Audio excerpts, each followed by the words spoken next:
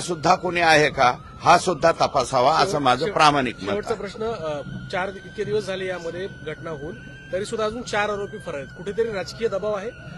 मला वाटत नाही. राज्याच्या मुख्यमंत्र्यांनी एकदा सांगितल्याच्या नंतर याच्यामध्ये पोलिसांच्या वरती कोणी दबाव टाकेल किंवा पोलीस कोणाच्या दबावाला घाबरतील अशी परिस्थिती नाहीये. फक्त वेळ याच्यामुळे लागतोय की त्यांच्याकडे कसल्याही प्रकारचं साधन नाही. आता पोलीस त्यांच्या पद्धतीने काम करीत आहेत. आमचं समाधान आहे. परंतु याच्यामध्ये दिरंगाई होता कामा नये.